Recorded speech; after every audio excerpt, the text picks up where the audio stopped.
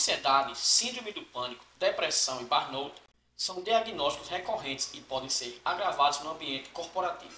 Episódios considerados adversos nesses espaços têm potencial de virar gatilhos mentais negativos. Os cenários podem envolver, por exemplo, sobrecarga no trabalho, atividades estressantes, cobranças excessivas, como a busca por metas e resultados, preconceito e discriminação. No vídeo de hoje, conversamos com a psicóloga Yolanda Brandão, que irá falar tudo sobre saúde mental no trabalho. Eu sou Anselmo Santana. Bora para o vídeo e fique por dentro do assunto de hoje.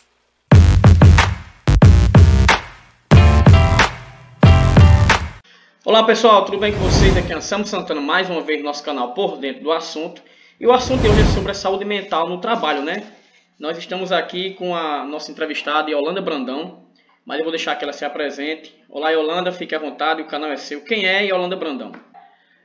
Olá, Anselmo, olá a todos que nos assistem. Um prazer estar aqui conversando com vocês.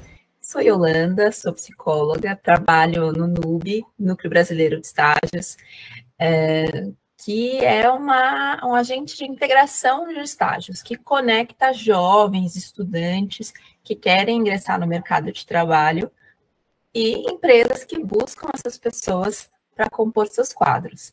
Eu sou orientadora profissional de carreira e claro que o tema de saúde mental em especial, é muito caro para mim em questão de interesse também e, claro, de atuação profissional. Bacana. E, Yolanda, nossa primeira pergunta já é justamente sobre essa questão da ansiedade e da depressão no trabalho. Quais as principais causas que trazem a ansiedade e a depressão no trabalho, nas pessoas? Bom, a primeira coisa que é importante a gente pensar é que não se fica doente só no trabalho ou só em casa. Quando você tem uma doença, seja ela de uma doença crônica, que a gente não tem problema nenhum para falar, colesterol alto, que pode causar doenças cardiovasculares, diabetes, hipotiroidismo, como eu, que toda manhã acordo e tomo um remédio antes de tomar café, em jejum. Essas são doenças que a gente trata com certa corriqueira, mas elas vão causar impactos na minha vida pessoal, se eu não trato, e também na minha vida profissional, em todas as esferas da vida. E a mesma coisa quando se trata de doenças de ordem psíquica, né, de ordem mental. A depressão, o trabalho pode ser um agente causador da depressão, como pode não necessariamente ser. Mas uma pessoa que tem depressão vai ter impactos nas relações de trabalho, na motivação, nas suas entregas.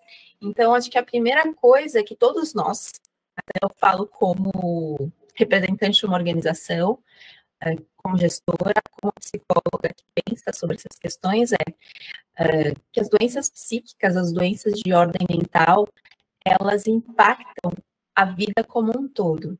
E, portanto, a gente tem que pensar em ações que podem promover saúde mental, mas dentro do trabalho a gente também tem que pensar em ações que não provoquem, né, que não piorem, que não sejam favoráveis ao desencadeamento dessas doenças.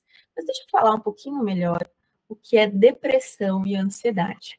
Primeiro, a ansiedade, porque eu tenho certeza que todas as pessoas, uma certeza, né, baseada nas minhas convicções, mas por ser uma reação natural do organismo, todo mundo já viveu um momento de ansiedade. Todo mundo sabe, inclusive, descrever o que é ansiedade.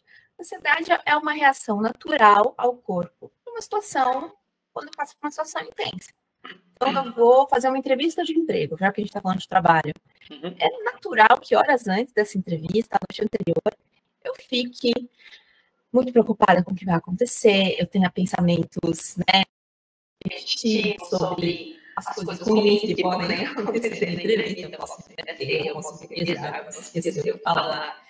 E pode também ter manifestações físicas, né, palpitação, sudorese intensa, e está muito ligado a uma experiência de medo frente a uma situação do futuro. Então, de novo, a ansiedade é uma reação normal do organismo. Quando ela se torna uma doença? Quando isso é muito prolongado, dura muito tempo, e a situação que provoca a ansiedade, ela é, às vezes, inespecífica. Não é? Por exemplo, hoje de manhã eu vou dar uma entrevista para ansiosa porque é uma situação que não é corriqueira para mim. Absolutamente natural. Mas se eu acordo já ansiosa porque eu vou trabalhar e nada especial acontece, tem alguma coisa que pode estar errada, tá? Então, ansiedade é absolutamente natural. Todos nós, seres humanos, vivemos, e não só os seres humanos, mamíferos, enfim, vivemos essas experiências muitas vezes na vida, mas quando ela toma proporções maiores e começa a prejudicar de forma importante e constante a qualidade de vida, aí eu estou falando de um transtorno de ansiedade. Na verdade, existem várias classificações, né, várias nuances de ansiedade patológica que os próprios manuais médicos, psiquiátricos indicam. Mas vamos pensar na TAG, que é transtorno de ansiedade generalizada, embora existam outras manifestações doentias da ansiedade. Quando a gente pensar na TAG, a gente está pensando numa coisa prolongada e que impacta minha qualidade de vida de forma global. Não só que me deixa ansiosa antes de uma entrevista de emprego, ou uma conversa aqui no canal, ou, sei lá, alguém que vai passar por uma situação de uma prova, um concurso público, vai ser pai, mãe, está ansioso, isso é absolutamente natural. Feitas as devidas explicações sobre a ansiedade, a gente precisa falar sobre a depressão. A depressão, ela é uma doença crônica, que, claro, tem pessoas que precisam tratar a vida inteira, outras não, que podem cuidar, que vão tratar a vida inteira no sentido de conhecer os sintomas, identificar os gatilhos, mas não digo assim necessariamente um tratamento medicamentoso ao longo da vida ou a vida inteira, tá? E nem todo transtorno de ansiedade e nem toda depressão exige necessariamente medicação. Muitos exigem. E quem vai decidir isso? A equipe médica, a equipe de saúde que cuida da pessoa. A depressão, ela normalmente, quando a gente pensa no senso comum, é uma tristeza sem motivo aparente, bastante prolongada, mas nem sempre ela é tão clara. Dentro dos ambientes de trabalho, a gente pode estar lidando com uma pessoa que vive a depressão, mas pelo valor que ela dá ao trabalho, pela maneira que ela reage à situação, não necessariamente que ela dá alto ou baixo valor, as pessoas às vezes nem percebem, porque ela está lá mais ou menos produtiva, ela está lá indo todo dia, sabe? Então, a depressão muitas vezes tem faces que, se a gente não tiver um olhar cuidadoso, um olhar humano para as pessoas, a gente passa despercebido. Outros sintomas que são importantes também quando se pensa em depressão: alterações no sono, ou a pessoa dorme demais, ou ela tem quadro de insônia, às vezes até dorme, mas acorda no meio da madrugada, não consegue mais voltar a dormir.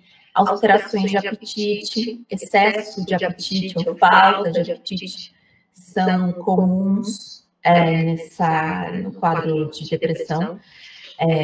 Muitas vezes uma perda de peso muito aparente e sem um esforço, assim, sem algo, né, uma vontade. A pessoa está fazendo dieta, a pessoa está fazendo exercício, pode indicar uma depressão. E, claro, ideias de desesperança, culpa excessiva, pensamentos de morte, ou mesmo pensamentos suicidas, isso pode estar presente na depressão, ok? Agora, já falei que a doença de ordem mental, ela não vai acontecer só no trabalho, porque o problema é no trabalho, ou só na família, se o problema é na família. Ela vai ter repercussões na vida do indivíduo como um todo. Então, nós, como pessoas que pensam em saúde dentro das organizações, a gente precisa ter um olhar muito sério para as condições de trabalho, para as situações em que as pessoas que trabalham com a gente, os colaboradores, estão enfrentando. Às vezes, vamos pensar no trabalho de organizações que estão mais ligadas a serviço, que é um trabalho de escritório, digamos assim, na frente do computador. Mas quais são as condições de trabalho? Então, a gente não tem necessariamente condições ergonômicas muito importantes para avaliar. Claro que tem condições ergonômicas, sabe? Tem a mesa, a cadeira é confortável, a temperatura está ok. mas ela está muito menos complexa, por exemplo, que uma fábrica, uma indústria de produção de algum produto prezado, que pode colocar em risco a saúde física dessas pessoas, se não bem orientado, bem cuidado, bem pensado. Então, quais são as condições de estresse que essa pessoa está submetida? Como se constrói as relações dentro dessa organização? Qual é a relação das pessoas com a gestão? Qual é o papel que as áreas, sejam elas de saúde do trabalhador, ou as áreas de gestão de pessoas, que muitas vezes estão envolvidas nessas questões, qual o papel que essas áreas têm frente às decisões que são tomadas pela presidência, pela diretoria? As questões de saúde são levadas em conta quando se pensa em fazer alguma mudança, quando se pensa em estabelecer uma meta. Então, tudo isso tem que ser observado dentro das organizações, porque, senão, o trabalho pode ser, sim, um ambiente altamente adoecedor. Por outro lado, um psicólogo que pensa sobre as questões do trabalho, o trabalho, ele também é fonte de alegria, fonte de... é um espaço de formação de identidade, né? Tem estudos que indicam que pessoas, né, que estão muito tempo desempregadas, elas estão em estado de sofrimento mental muito, e que a volta para o mercado de trabalho pode ser um fator preditivo de saúde. Então, o trabalho pode ser um espaço de realização, mas também pode ser um espaço de adoecimento, né, Anselmo? Verdade. É verdade. Yolanda, como a preocupação com essa saúde mental no trabalho, né, está mudando, né, a forma como os chefes agem? Olha, as doenças mentais, elas são a terceira maior causa de afastamento do trabalho. E isso já há algum tempo. A pandemia, quando se viveu uma calamidade pública absurda, né, de uma questão de sanitária importantíssima no mundo inteiro, ela trouxe as questões de saúde mental emergiram assim com uma força importantíssima, porque se viveu uma crise também da saúde mental. Mas veja, não foi a pandemia, talvez apenas a pandemia. A pandemia talvez trouxe luz a essas questões, porque antes mesmo da pandemia, as doenças mentais já causavam muito afastamento no trabalho. Então, você só perde para as questões de padrões de movimentos repetitivos, né, DOT, doenças na coluna que podem ser causadas por esse esforço repetitivo, até porque no Brasil a gente tem um mercado importante nesse sentido, de trabalho que exige habilidades físicas, né, importantes, e doenças cardiovasculares, né, só perde para esses dois tipos de doença. Então ali lidera no top 3, está no pódio.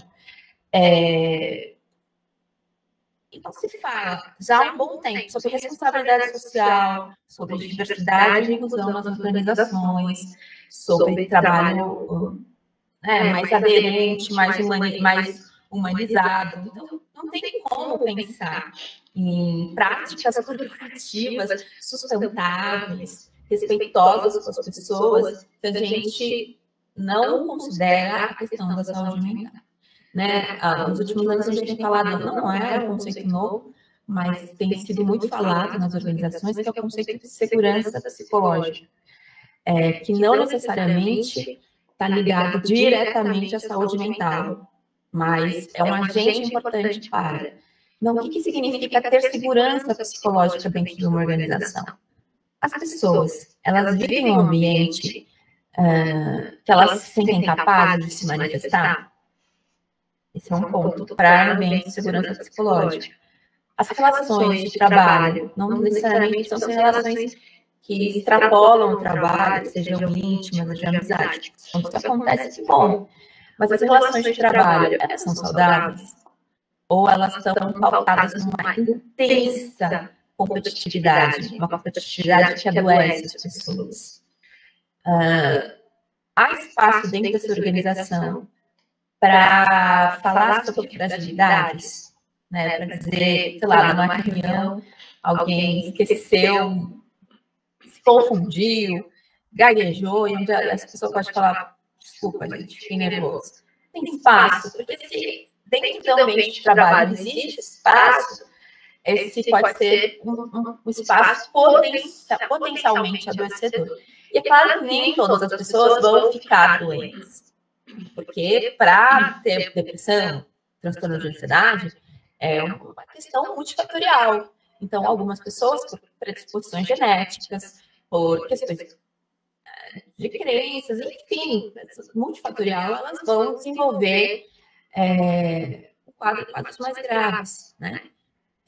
E aí, nesse sentido, se começa a ter os preconceitos, Anselmo, de essa pessoa é fraca, essa pessoa não aguenta aqui o nosso ritmo de trabalho.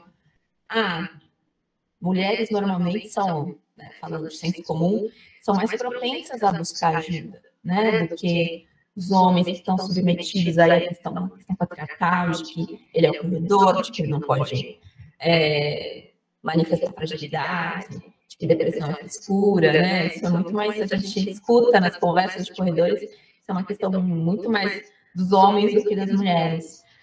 Então, se as mulheres são mais propensas a buscar ajuda, muitas vezes podem ser taxadas como fracas, como, enfim, todo mundo já viveu dentro do trabalho, da vida mesmo, experiências em que a doença mental, o transtorno mental, é tratado como uma fraqueza de caráter, o que é um desserviço dentro das organizações, porque é quase negacionista, Anselmo, dizer que depressão é fraqueza. Se conhece a origem da depressão, se conhece os fatores que podem levar, se conhece o tratamento de depressão, portanto, ela existe, assim como o transtorno de ansiedade ou outras doenças mentais. E quando a gente nega uma situação, um problema, quando a gente não olha de maneira realista para ele, a gente não pode pensar em ações. Por exemplo, como as empresas, você me perguntou como as empresas podem mudar e podem lidar com a saúde mental no trabalho. A lei já me obriga, né, um setor de medicina do trabalho, que tem que garantir que as condições de trabalho estão adequadas, que aquela pessoa está apta para o exercício físico e psicologicamente para o exercício da sua atividade. Muitas empresas oferecem, né, um pacote de benefício que envolve não só plano de saúde, mas também outras, muitas não, né, mas algumas empresas, outros benefícios ligados à qualidade de vida, como acesso a academias, enfim, tipo de recurso para lazer, enfim. Então, empresas estão preocupadas, ou até mesmo dentro de organização que oferece atividades como alongamento, exercício físico, meditação, enfim. Mas, para além disso, é fundamental que se crie, dentro da organização, condição para os gestores, que muitas vezes são especialistas nas questões de saúde mental. Eles nem precisam ser, mas preparar esses gestores para acolher as pessoas que podem estar em situação de sofrimento psíquico. E a gente olhar honestamente para o que a nossa organização tem ou provocado, aí a coisa mais grave, ou intensificado esse quadro nos nossos colaboradores. E às vezes pode ser o excesso de trabalho no sentido de uma carga que está fora dos padrões adequados de saúde, pode ser um ambiente de estresse extremo, com muita competitividade, pode ter condições precárias de trabalho, enfim. Pode ter relações que não são saudáveis e provocam, e muitas vezes pode ser relação entre os pares também. A gente fala sempre dos gestores, as relações dos pares, elas podem ser reflexo também de como isso se dá dentro da organização. Então, preparar os gestores para esse ambiente de como eu posso propiciar segurança psicológica para as pessoas que estão dentro da minha organização, dentro do meu time. Passa pela ordem da relação, assim, não tem como. De novo, não necessariamente no trabalho você tem que ter uma relação que extrapola as questões profissionais. E às vezes é até um problema, né? Às vezes é muito boa ter uma relação próxima de amizade com um colega, mas às vezes extrapolar as relações de trabalho pode sim ser um problema. Invadir a intimidade, as questões privadas do colaborador. Mas o que se espera de um gestor? Que ele estabeleça uma relação de confiança, de transparência, de feedbacks construtivos que estão, claro, relacionados a olha as coisas boas que você faz no trabalho e olha as coisas que você potencialmente precisa melhorar. Isso são feedbacks construtivos, onde se possa falar a verdade sem que ela seja uma ofensa, sem que ela seja uma acusação. E é difícil, não estou falando aqui de sorrindo, mas eu sei quanto construir essas relações são difíceis, exige esforço das pessoas que estão, claro, dos colaboradores, mas sobretudo dos decisores, dos gestores das organizações. Isso tem que ser patrocinado pela alta liderança, porque lá a camada média da gestão, ela está reproduzindo, né, na verdade, fazendo os desdobramentos do que foi decidido em uma cúpula. Então, a saúde, e aí que tem desdobramentos físicos e mentais, precisa ser prioridade, precisa ser discutida pela alta liderança também.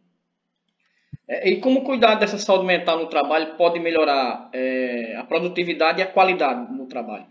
Olha, acabei de dizer que as doenças mentais são a terceira causa que mais afasta pessoas do trabalho. Portanto, as doenças mentais, elas provocam uma queda de produtividade no país, não é só na nossa organização, né, na organização que faz parte.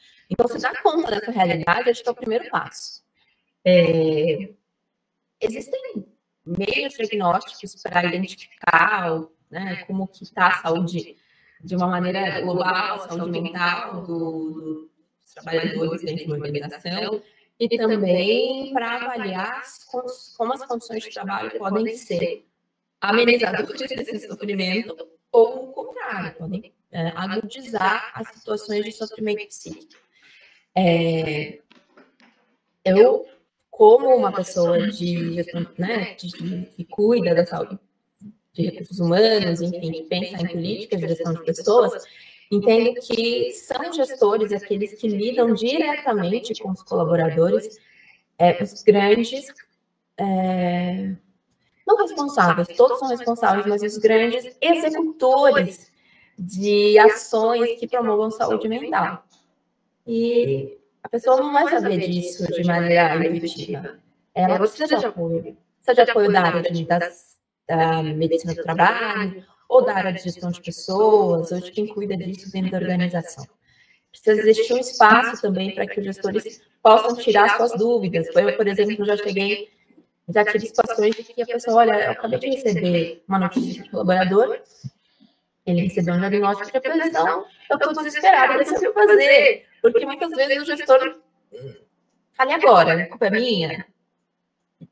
Não estou querendo eximir a responsabilidade, possivelmente as relações que essa pessoa estabelece podem piorar ou não seu quadro de depressão. Né? Então, é importante o gestor fazer esse olhar, tá? O que eu posso fazer a partir disso com essa informação? Essa pessoa vai precisar de licença médica? Ela, caso de identificado, diagnosticado de depressão, vai exigir, por exemplo, que ela inicie uma medicação. Normalmente, essas medicações levam algumas semanas para fazer efeito. Será que, durante esse período, é melhor ela se afastar? Ou eu posso diminuir a carga de trabalho? Ou ela pode fazer home office? Enfim, o gestor pode começar a pensar em situações em que ele pode ser um apoiador, né? Ele também precisa ter essa visão de analisar as relações. Como que as relações se dão do meu time, da minha organização? Elas são colaborativas? Elas têm, as pessoas têm apoios aqui dentro? E, de novo, pensar em quais ações eu posso tomar para proporcionar segurança psicológica. Ou seja, a pessoa consegue se expressar adequadamente, ela consegue entender que se ela errar dentro de um contexto, ela não vai ser punida, né? Por exemplo, ela faço não um erro, um crime, uma infração e contra os princípios e valores da empresa, mas ela é um erro de processo. Ela vai ter espaço para falar sobre aquilo de maneira respeitosa, onde ela não seja punida.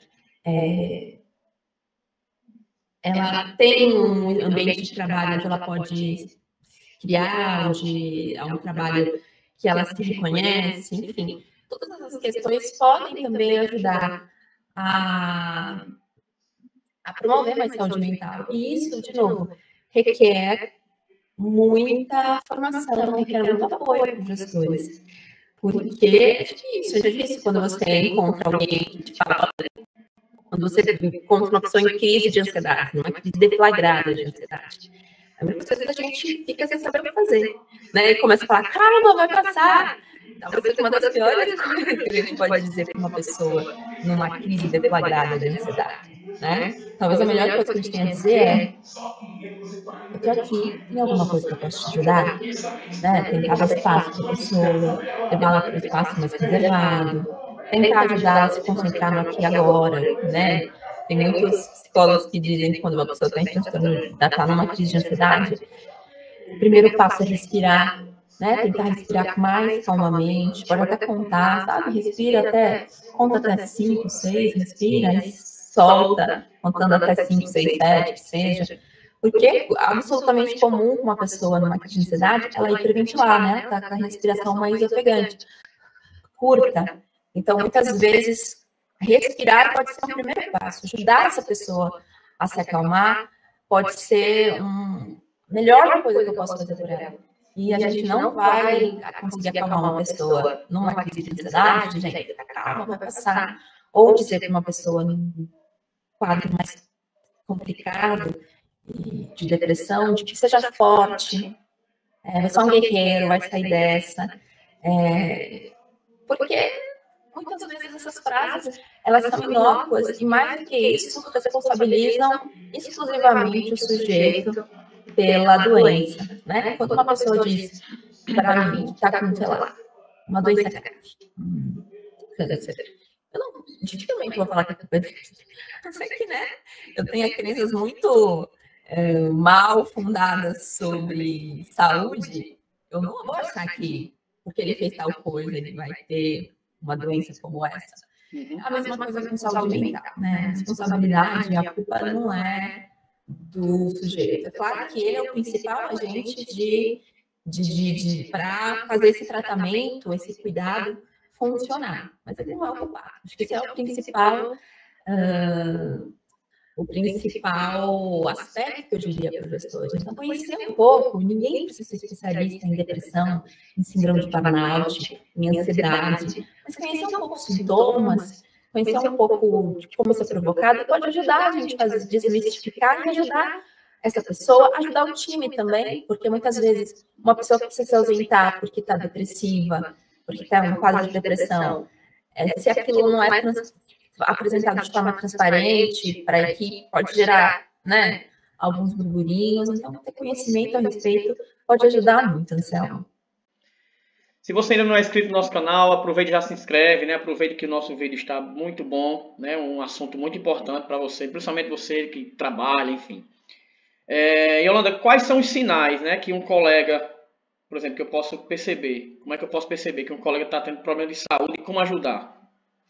Bom, cada doença ela vai ter um rol de sintomas. Mas vamos pensar em depressão e ansiedade, que são as doenças talvez mais comuns, enfim. A ansiedade pode estar presente, a ansiedade mais patológica pode estar presente em outros transtornos mentais também, não necessariamente tem ansiedade só no transtorno de ansiedade generalizada. Tem muitos quadros depressivos que está associado com a ansiedade patológica, assim como outros tipos de transtornos mentais, tá? Mas vamos lá, vamos pensar em depressão, né? Sintomas clássicos. Mudança, alteração no sono, a gente, né, no trabalho nem sempre vai conseguir identificar isso, mas se a pessoa está, às vezes, muito cansada, muito sonolenta, fora do padrão normal que ela estava, se aquilo chamou a atenção, pode ser um indicador. Alterações de apetite, né? Então, tanto para excesso de apetite como falta de apetite. Então, um emagrecimento repentino, sem ter sido provocado pela vontade objetiva da pessoa que está fazendo dieta, fazendo algum tratamento para emagrecer. Então, perdas de peso repentinas é um indicador importante. Pode também ser o contrário, mas é bastante comum a falta de apetite na depressão. É um pensamento de desesperança. Então, veja, de repente o seu colega adorava as reuniões, adorava contar história. Contava da pescaria do final de semana, contava o que os filhos tinham feito, e do nada ele parou de fazer isso. Do nada, progressivamente, a pessoa foi parando de fazer isso. Isso que a gente chama de depressão de anedonia. De uma falta de prazer nas atividades que ela fazia antes. Então, fazer exercício, gostava de caminhar na praça à noite, parou de fazer. Então, esses podem ser indicadores de uma pessoa que está em depressão, tá? Ansiedade, de novo, ansiedade é um estado natural do ser humano, é uma reação natural. Mas é muito fácil identificar uma crise de ansiedade.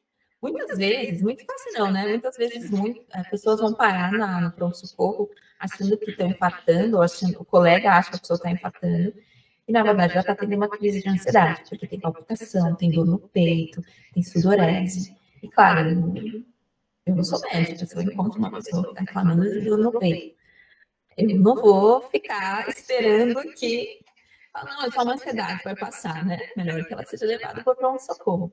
Mas uma ansiedade, assim, uma preocupação excessiva sobre o futuro, um medo sem, às vezes, que parece estranho para o outro, que é muito superior à situação. Aí aparecem manifestações físicas, como eu já disse, sudorese, batimento cardíaco acelerado, hiperventilação, que é a respiração, né, curtinha, muito rápida. São sinais que conseguem demonstrar para a gente que a pessoa está tendo uma crise de ansiedade. Então, os colegas, de novo, podem ajudar, ajudando a pessoa a identificar isso, e não necessariamente invadindo a privacidade da pessoa, mas às vezes falar, você está bem? Olha, só queria te dizer que se você precisar de alguma coisa, sou seu colega de trabalho, pode contar comigo. Então, ter esse tipo de abertura que não necessariamente vai fazer você falar, me conta o que está acontecendo, né? Às vezes não se tem essas relações, a pessoa não tem essa liberdade, mas estar ao lado da pessoa, se mostrar disponível e aberto para ajudá-la e ouvi-la quando ela quiser falar, pode ser muito positivo, né? Pode ser um aliado para essa pessoa se identificar, pô, eu preciso buscar tratamento, ou tudo bem, eu estou me tratando, eu não queria que ninguém soubesse, mas não é nenhum fim do mundo ter uma doença de ordem mental, como é a depressão. Então, isso, de novo, a gente está criando espaços saudáveis, seja na igreja que a pessoa faz parte, no trabalho, na família, poder falar de doenças mentais, como de uma forma tão corriqueira como a gente fala, eu tenho diabetes e colesterol alto, pode ajudar a desmistificar, pode ajudar as pessoas a se sentirem até mais confiantes de que elas podem se tratar, elas vão ser aceitas, elas vão ter apoio. Yolanda, você falou com relação a criar espaços, né, de essa questão da saúde mental, né? Como as empresas elas podem fazer para promover a saúde mental dos colaboradores, dos funcionários? Bom, em primeiro lugar, fazer um diagnóstico realista, honesto, sobre as condições de trabalho. As condições de trabalho ergonômicas, essa pessoa tem um espaço confortável para trabalhar, quais são os riscos, porque muitas vezes os riscos físicos que o trabalho provoca, esse é um trabalho mais perigoso, sei lá, um trabalho que tem mais risco, ele pode causar, né, estresse crônico, né, e que vai ter repercussões mentais. Então, o diagnóstico sobre as condições de trabalho e adequar as condições de trabalho que promova, né, saúde para os, né, saúde e segurança para as pessoas que fazem parte daquela organização. Então, as condições físicas e econômicas do trabalho é um dos primeiros aspectos, mas também avaliar os aspectos psicossociais, né? Pensa na pandemia, num hospital, no auge da pandemia. Quais são as condições psicossociais dos profissionais de saúde? que estavam vivendo uma situação nunca antes vivida, que viviam dramas pessoais, né, com a família, enfim, e viviam uma carga de trabalho, uma responsabilidade assim, muito acima do que viveram, talvez, em outros momentos da carreira. Não dava para tirar a pandemia, nem talvez diminuir a quantidade de trabalho, mas o que a organização pode pensar para promover um pouco mais de saúde mental para esses colaboradores? Enfim, quais são as políticas, né? Então, cada empresa vai ter uma ação que vai ser identificada nesse diagnóstico. Esse diagnóstico pode sim ser feito com empresas especializadas ou com alguém especialista em saúde que pode conduzir esse processo, mas ele precisa ser levado a sério, né, Sam? Precisa ser prioridade não só da área de gestão de pessoas, mas prioridade da alta liderança, de todos os gestores, de todas as pessoas. Claro, pacotes de benefícios que visam a promoção de bem-estar podem ser importantes aliados. Né? Um plano de saúde, onde a pessoa pode ter acesso, por exemplo, a tratamento psicológico, né? Se a pessoa tem acesso a, enfim, terapias que podem, em casos de depressão mais leve, existe uma boa resposta com psicoterapia. Claro que é aliada com tratamento psiquiátrico, quando necessário, é muito importante, mas ter acesso à terapia é um espaço bacana, uma possibilidade bacana. Claro, nem todas as empresas, né? Às vezes estou falando de uma grande empresa, de um banco que, né, tem uma lucratividade muito alta, tem a obrigação de fazer isso, mas às vezes estou falando do mercadinho da esquina, né, que tem 10 funcionários e nem sempre tem um caixa, né, tem espaço para esses benefícios. Mas não tendo, o que eu posso, da ordem das relações, organizar isso daqui, né, oferecer, compreender como o trabalho tem sido potencial adoecedor ou um espaço de realização. E, de novo, isso não se faz de maneira mágica, a gente precisa ter uma atenção intencional, a gente precisa ter ações intencionais para promover saúde mental no trabalho. Mas os pacotes de benefícios podem ser aliados, né? E quando eu digo pacotes de benefícios, plano de saúde é o mais básico, mas também academias, acesso a, né, promover saúde, exercícios físicos, tem empresas que são mais flexíveis em relação à carga horária, que, por exemplo, uma pessoa precisa sair para fazer um tratamento, existe esse espaço dentro da organização, né? Claro, isso tem a lei, né, que obriga as empresas a liberarem as pessoas para fazerem tratamentos médicos, enfim. Mas isso também não pode ser, olha, só um requisito legal, né? Isso precisa ser aceito e compreendido dentro das organizações. Então, o primeiro passo, né, para recapitular, um diagnóstico que faça a gente compreender, né, o que se vive quais são as condições que estão dentro dessa organização. Então, tem diagnósticos específicos sobre saúde e saúde mental, mas também tem diagnósticos que podem nos ajudar. Qualquer pessoa de RH pode fazer, como uma pesquisa de clima, que pode ter alguns indicadores sobre saúde mental, e se esses indicadores estiverem com índices ruins, você pode pensar em ações mais específicas. Prepara a capacitação da liderança, acho que essa é fundamental. E pensar em programas de bem-estar, quando possível, mas não só um pacote bonito, sabe, de benefícios que tem de pés, que tem auxílio para ir ao cinema, sabe, né, vale lazer. Porque o que adianta eu oferecer para o meu colaborador um programa de acesso a várias academias da cidade, se ele entra às 7 da manhã e sai às 10 da noite, com uma certa frequência? Não há academia 24 horas que vai dar conta disso, né? Porque sono e alimentação adequada e descanso também são fundamentais, são fatores muito importantes para quando a gente fala de saúde e saúde mental. Yolanda, estamos chegando ao final, né, do nosso vídeo e, na verdade, a última pergunta não será uma pergunta, mas sim que você desse algumas dicas, né, diárias para promover a saúde mental no trabalho. Acho que até um resumo do que você já falou, né, que você já falou muitas dicas aí e gostaria também de deixar o espaço aberto para suas considerações finais, falar o que eu não te perguntei, pode ficar bem à vontade. Bem, bom, acho que todos são responsáveis pela saúde mental, de um ambiente saudável, promova a saúde mental dentro da organização. Então, vão ter ações da ordem do individual até a ordem de políticas mesmo dentro, né, políticas corporativas. Da ordem individual, primeiro, autoconhecimento, compreender como, né, o que está acontecendo comigo. Essa tristeza que eu estou sentindo é normal? Terminei um relacionamento. É absolutamente normal que eu esteja triste. Ou não, na verdade não aconteceu nada, hoje aconteceu há muito tempo e eu continuo numa tristeza prolongada. Não é normal. Normal no sentido de pode acontecer com qualquer pessoa e com alta frequência, mas pode ser sim tratado para a gente ter mais bem-estar. Então, a pessoa ela é responsável por compreender o que ela está sentindo, né? Até para buscar ajuda, até para comunicar as pessoas, enfim.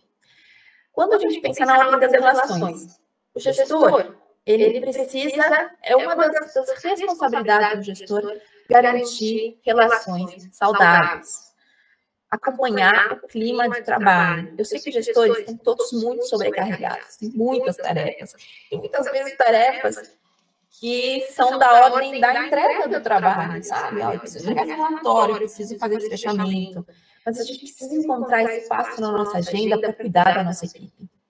E sem ser piegas, cuidar, observar, entender, promover, ser um agente de promoção de saúde. E, né, mostrar e falar sobre isso dentro das reuniões, no dia a dia do time. E quando a gente pensar na ordem da alta liderança, da cúpula decisória, avaliar como o trabalho pode potencialmente provocar riscos na saúde mental. Muito estresse, como está o controle do trabalho exagerado, provoca algum tipo de problema nas pessoas, e a carga horária. E a relação que a gente... Então, eu acho que tem esses três níveis que precisam ser cuidados.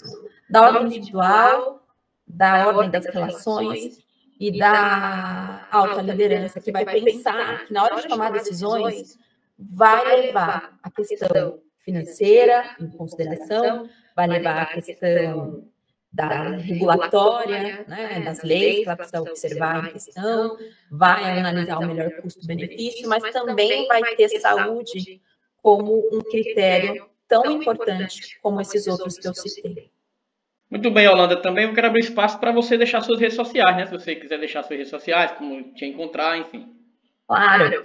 Bom, eu me chamo Yolanda Brandão, vocês me encontram nas redes com esse nome, né? No Instagram, Yolanda com Y, vamos lembrar. Yolanda.Brandão, no LinkedIn. Agora eu não me lembro exatamente, mas se jogar Yolanda Brandão no Nube, com certeza vocês me encontram por lá. Vai ser um prazer para quem quiser continuar esse papo. Podem me acionar nas redes e também nas redes sociais do Nube. É bem fácil me encontrar por lá. Nube Vagas. Vocês vão encontrar a gente no Instagram, no YouTube, no X, com esse nickname, @nube, com E no final, escola, Nube Vagas. Inclusive, a gente vai colocar os links aqui no vídeo, fica mais fácil para vocês encontrarem, né? Então, Yolanda, mais uma vez, eu quero agradecer.